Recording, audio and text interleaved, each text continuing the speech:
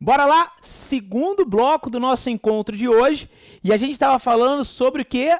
A teoria da imprevisão e o artigo 478 do Código Civil. Falei de fato extraordinário, fato imprevisível. Deve haver essa extraordinariedade e essa imprevisibilidade para aplicabilidade de tal teoria. Terceiro ponto. A lei fala em onerosidade excessiva e, olha, fala extrema vantagem.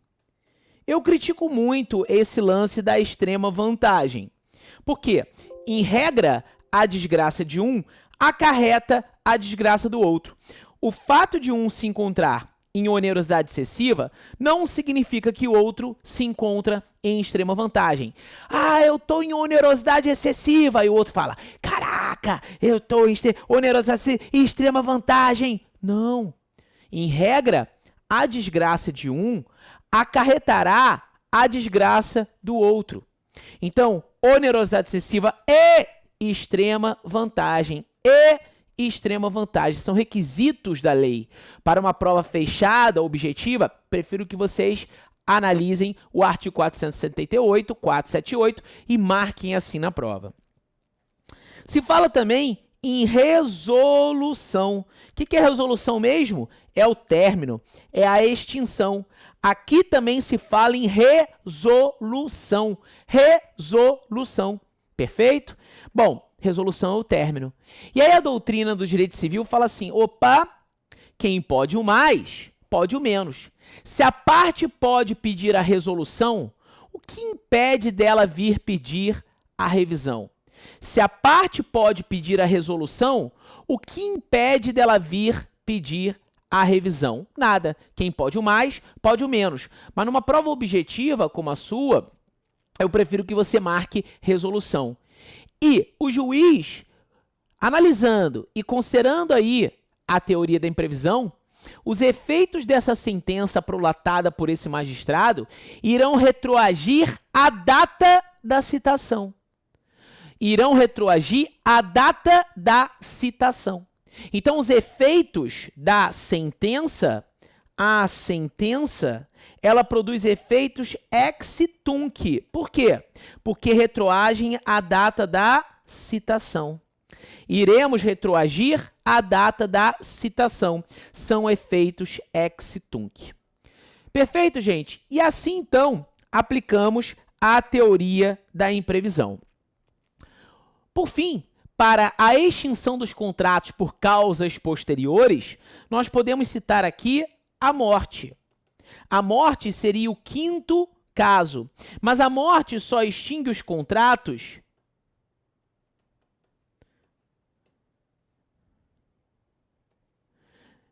personalíssimos, intuito persona. Então, só nos casos dos contratos de natureza personalíssima, a morte irá extinguir a obrigação.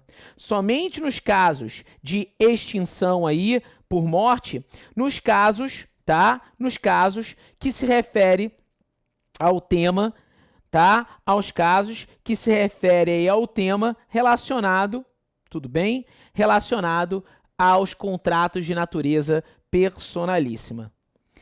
Tudo bem? Personalíssima. Atentem-se, tá? Não é em qualquer caso, só nos contratos cuja obrigação seja personalíssima. Dá uma olhadinha aqui na nossa apostila. Veja que eu trago várias colocações, resilição, olha quantos exemplos na sua apostila. Tá? Resolução. Tô querendo ver se tem alguma questãozinha pra gente, ó. A exceção do contrato não cumprido, a except, non, ad implet, contratos, tá? Falamos da resolução sem culpa, tá? Caso fortuito, força maior, tudo bem? Bom, deixa eu, ó, teoria da imprevisão. Show. Vamos ver se tem resolução por culpa. Vários pontos aí, tá? Destacados no seu material. Quero ver se tem alguma questãozinha para a gente trabalhar, não é? A gente sempre está trabalhando questão. Olha, vejamos como cai na prova. Sempre naquele momento de prática, né? Analisamos a teoria, analisamos a lei e vamos ver como que cai na prova. Olha a prova para analista, assistência judiciária, DPE. Arlindo locou uma máquina de cortar grama para seu vizinho por 6 meses. Acontece que desde o primeiro mês, seu vizinho se recusou a pagar o valor do aluguel, o que motivou a Arlindo a extinguir o contrato. Essa modalidade de extinção contratual se denomina o quê? Resilição, rescisão, revogação, denúncia, distrato. Ó, analisando os institutos, a resilição pode ser bilateral ou unilateral. Estudamos isso, não é? Na primeira, existe a vontade das duas partes de encerrar o contrato, também chamada de distrato. Na segunda, a vontade apenas de uma das partes de encerrar o contrato, também chamado de denúncia, que, olha lá, então pode ser chamado também de denúncia, que põe fim à relação obrigacional. Já a revogação é o desfazimento por determinado negócio por iniciativa de uma das partes isoladamente. Extingue o contrato. A renúncia, por sua vez, usa vez, é sua vez, é a resilição contratual por iniciativa unilateral do sujeito passivo da relação obrigacional. A resolução é a modalidade de extinção do contrato com fundamento no descumprimento ou inexecução do pactuado. E a rescisão, ora se entende como forma de extinção do contrato celebrado em estado de perigo ou lesão, ora se entende como sinônimo da resolução. Em conformidade com as observações supramencionadas, o gabarito consta como alternativa da letra B, a rescisão do contrato, que, de uma forma geral, pode ser tido como resilição, pode ser tido como resolução. Tudo bem?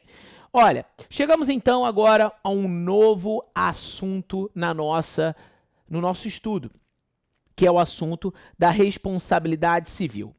E aí, o que é a responsabilidade civil? Se você me indagar assim, Cris, o que vem a ser a responsabilidade civil? A responsabilidade civil, eu vou trabalhar aqui com vocês, tá? É um dever sucessivo. A responsabilidade civil nada mais é do que um dever sucessivo. Mas um dever sucessivo por quê? Porque violado o dever originário. Violado o dever originário. E que dever originário é esse? Ele é baseado numa máxima chamada de neminem laedere. Neminem laedere. O que é neminem laedere? Não causar danos a outrem. Não causar danos a outrem. Neminem laedere. Não se pode causar danos a uma outra pessoa. Se você vier causar danos a uma outra pessoa, terá o dever de reparar o injusto. Terá o dever de reparar o dano. Terá o dever de reparar o injusto. Terá o dever de reparar o dano. Percebam então todos vocês aí, tá?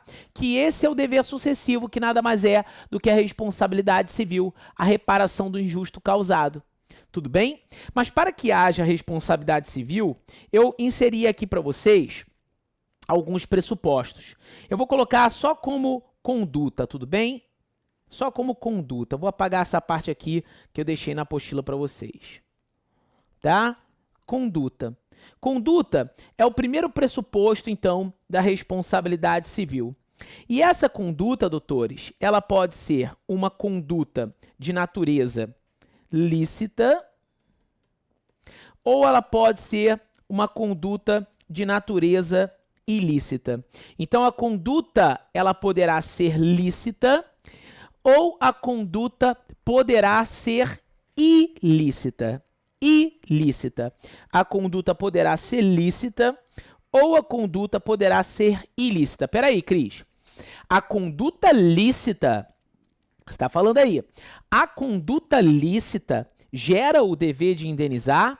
Com toda certeza. O fato da pessoa ter agido licitamente não exclui o dever dela de indenizar. Repito, o fato da pessoa ter agido licitamente não exclui o dever dela de indenizar.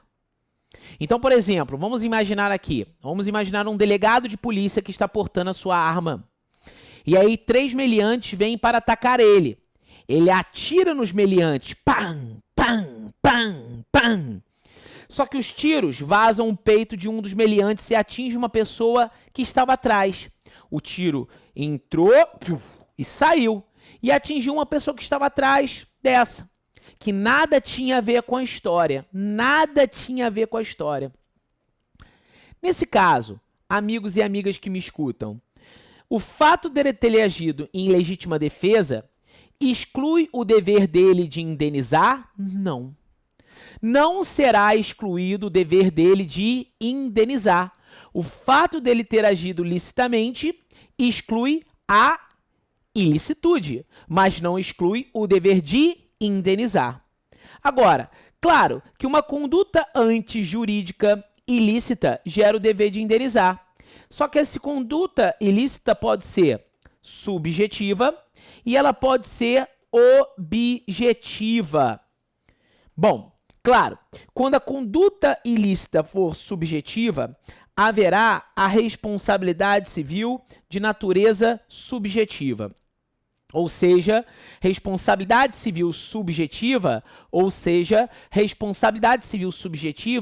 é aquela que se dá mediante a verificação de culpa. Responsabilidade civil subjetiva é aquela que se dá mediante a verificação de culpa. Essa é a responsabilidade de natureza subjetiva. Já a responsabilidade de natureza objetiva, tá? É aquela em que irá gerar uma responsabilidade civil objetiva.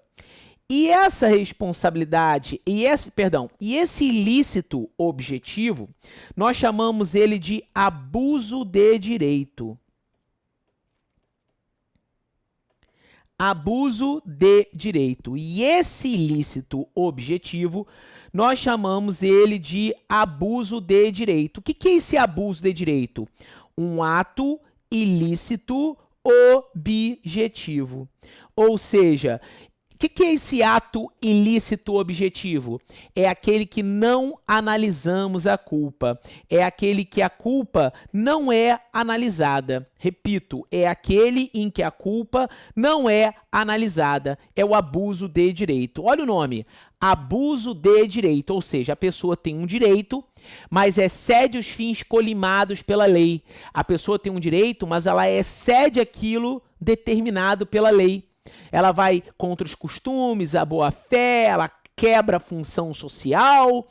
Então, o abuso de direito, ele tem a origem dele, a origem do abuso de direito é uma origem lícita. O abuso de direito, ele tem origem lícita. As finalidades ou consequências que são ilícitas.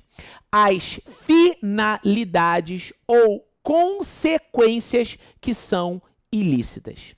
Então, olha só, o abuso de direito, o nome já diz, a pessoa tem um direito. Vamos imaginar, lá no direito das famílias, eu cito muito esse exemplo, o caso da alienação parental. Caso da alienação parental. O pai e a mãe, por exemplo, num caso de divórcio, em que é estabelecida a guarda da criança, tem direito de estar com a criança.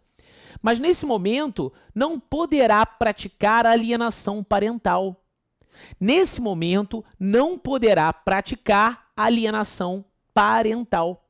Tudo bem? Não poderá praticar a alienação parental sob pena, tá? Sob pena de quê, Cris? Sob pena de violação do direito. Sob pena de configuração do abuso de direito. Porque a origem é lícita, porque o pai tem direito de estar com o filho. Mas as finalidades são ilícitas porque ele pratica alienação parental, por exemplo, ou a mãe também.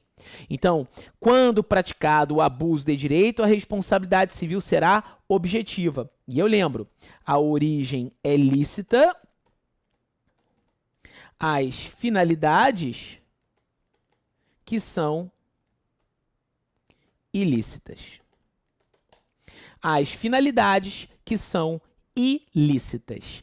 Tudo bem? Beleza, gente? Então, esse é um ponto legal, esse é um ponto bacana para o nosso estudo, tá? Esse é um ponto interessante para o nosso estudo e um tema que merece a sua devida observação. Então, a origem é lícita e as finalidades que são ilícitas. A origem é lícita e as finalidades são ilícitas.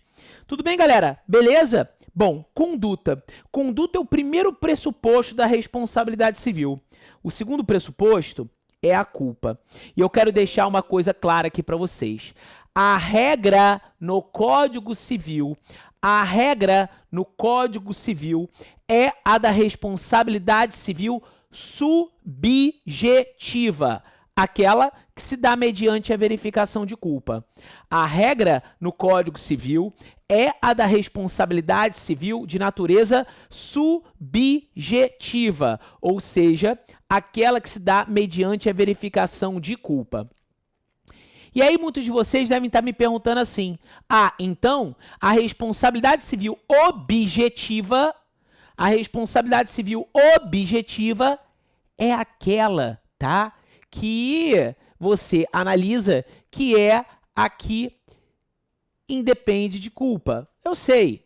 A responsabilidade civil objetiva é aquela que independe de culpa. Perfeito.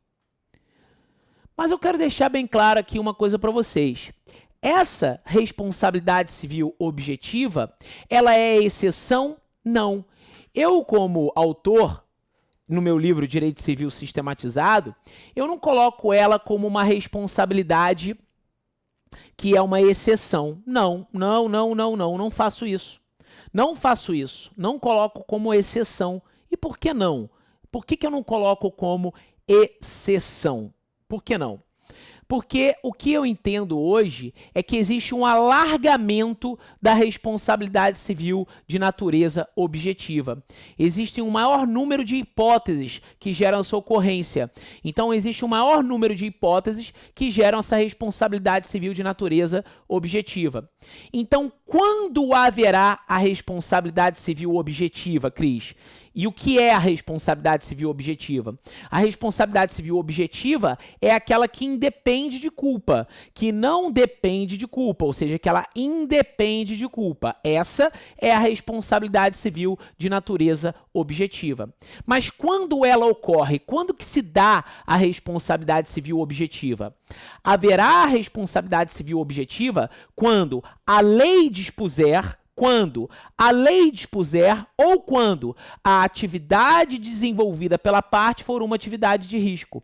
Quando a lei dispuser ou quando a atividade desenvolvida pela parte for uma atividade de risco, ou seja, uma responsabilidade civil de natureza objetiva. E o Código Civil adotou a teoria do risco da atividade. Anotem isso. O Código Civil adotou a teoria do risco da atividade, não adotando a teoria do risco integral. O Código Civil adotou a teoria do risco da atividade, não adotou a teoria do risco integral. Ok? Não adotou. Risco da atividade, ou risco do negócio, ou risco do empreendimento. Então, a responsabilidade civil objetiva, ela se dá por dois motivos. E quais são eles? Quando a lei fala, a lei aponta, olha, a responsabilidade civil, ela é objetiva.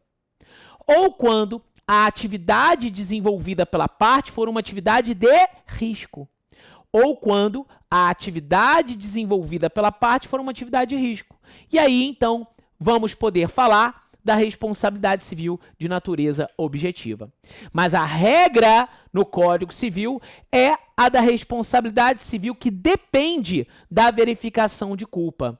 A regra no Código Civil é a da responsabilidade civil que depende da verificação de culpa. A responsabilidade de natureza subjetiva. A culpa, amigos e amigas, ela pode ter diversos segmentos. Ela pode ser leve, ela pode ser grave, ela pode ser gravíssima. A culpa, ela pode se dar de várias formas, como eu te disse. Ela pode ser leve, ela pode ser grave, ela pode ser mediana, ela pode ser gravíssima. mas todos os graus de culpa levam a um único caminho. Todos os graus de culpa levam a um único caminho. Qual? A indenização. Todos os graus de culpa irão levar a um único caminho. Qual? A indenização. A indenizabilidade. A indenização, a indenizabilidade. Então, todos os graus de culpa levam a um único caminho. Qual? A indenização. A indenizabilidade, ok? A indenizabilidade, a indenização, ok? E quando nós pensamos de indenização, vou fazer aqui uma observação, a gente pensa no artigo 944 do Código Civil. 944 do Código Civil. Artigo 944 do Código Civil. A indenização mede-se de acordo com a extensão do dano. A indenização mede-se de acordo com a extensão do dano. Ok, galera? Beleza? Esse é um ponto fundamental. A indenização mede-se de acordo com a extensão do dano. Com a extensão do dano. Esse é um ponto importantíssimo. A indenização mede-se de acordo com a extensão do dano. Tudo bem? Perfeito? Tranquilo? Então, veja o artigo 944 do Código Civil. Veja o artigo 944 do Código Civil. Tá? Agora, percebam todos vocês, deixa eu pegar aqui o meu código para destacar o estudo com todos que estão aí me acompanhando, que o artigo 944, no seu parágrafo único, ele traz uma observação. Olha aí, o artigo 944, no seu parágrafo único, ele diz assim, olha, se houver excessiva desproporção entre a gravidade da culpa e o dano, poderá o juiz reduzir equitativamente a indenização. Então, a culpa, ela interfere no momento da indenização praticado pelo juiz. E eu vou além. Existe uma culpa que nós chamamos de culpa concorrente. Guardem esse nome. Existe uma culpa que nós chamamos de culpa concorrente. Perfeito, Cris. E essa culpa concorrente, professor, o que ela faz? Ela exclui a responsabilidade civil? Não, não, não, não. Muito cuidado. A culpa concorrente não é causa de exclusão da responsabilidade. Não, não é. Não é causa de exclusão da responsabilidade a culpa concorrente. A culpa concorrente ela é uma causa minorante do valor indenizatório. Isso mesmo. A culpa concorrente ela é uma causa minorante do valor indenizatório. A culpa concorrente, ela é uma causa minorante do valor indenizatório. Ok? Culpa concorrente é uma causa minorante do valor indenizatório. Ok? Ela reduz, ela minora, ela diminui o valor indenizatório. Agora, não é uma causa que exclui a responsabilidade. E onde que a culpa concorrente se encontra, Cris? No artigo 945. Vejamos. Se a vítima tiver concorrido culposamente para o evento danoso, a sua indenização será fixada, tendo-se em conta a gravidade de sua culpa em confronto com a do autor do dano. Então, eu tenho aqui uma culpa que nós chamamos de culpa de natureza concorrente. Aqui eu tenho uma culpa que nós chamamos de culpa de natureza concorrente. Então, esse é um ponto aí fundamental para o estudo de todos vocês. Fundamental para o estudo de todos vocês. A culpa concorrente. Ok, gente? Então, a culpa concorrente, ela minora um valor indenizatório, ela não exclui o dever de indenizar. Antes de falarmos de dano, vamos falar do nexo causal, o nexo de causalidade. O nexo causal, o nexo de causalidade. Percebam, tá? Percebam, o que é o nexo de causalidade? O que é o nexo de causalidade, gente. Quando nós falamos de nexo de causalidade, nós estamos falando do liame entre a conduta do agente e o resultado danoso. Tudo bem? Liame entre a conduta do agente e o resultado danoso. Perfeito? Beleza? Então, esse é um ponto importante. É o liame entre a conduta do agente e o resultado danoso. Liame entre a conduta do agente e o resultado danoso.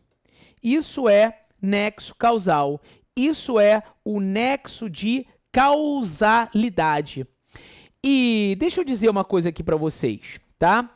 Nós não adotamos a chamada teoria da conditio sine qua non. Conditio sine qua non. Não adotamos a teoria da conditio sine qua non, ou também chamada de equivalência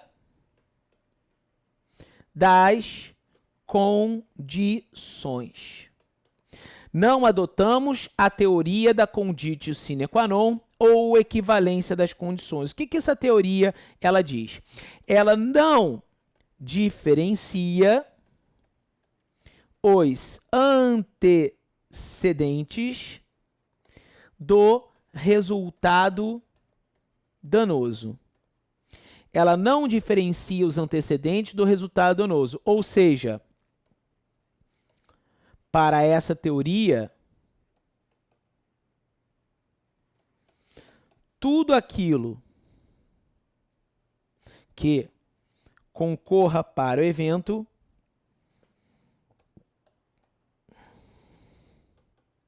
será tido como causa.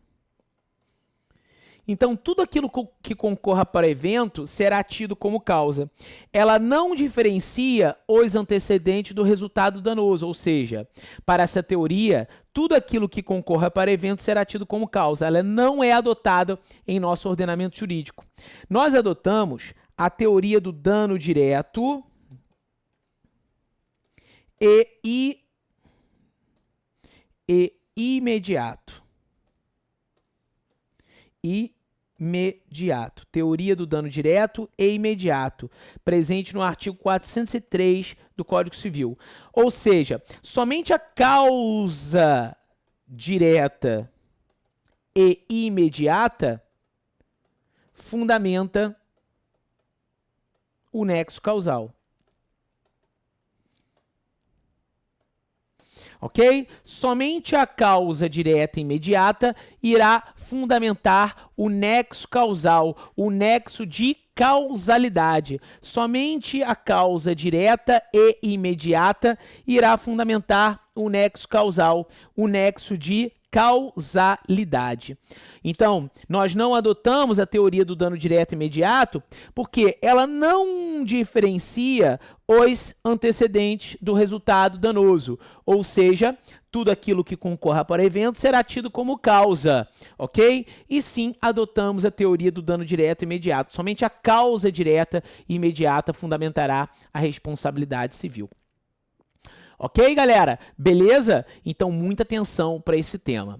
E aí chegamos no ponto sobre dano, porque eu aqui particularmente entendo que se trata de um dos pontos mais importantes dos pressupostos, porque sem dano não há de se falar de responsabilidade. Para que haja responsabilidade, queridos amigos, tem que haver dano. Para que haja responsabilidade, deve haver dano, tem que haver dano. Então, haverá dano para que haja responsabilidade. Ok? Então deve haver dano para que haja responsabilidade. Esse é um ponto fundamental. E aí, então, aqui a gente vai começar a falar do dano, ok? Vai falar do dano. Mas a gente vai fazer o seguinte, vai fazer novamente uma pequena pausa para já voltarmos no tema de responsabilidade civil. Hoje, o tema só será responsabilidade civil, até o final do nosso encontro.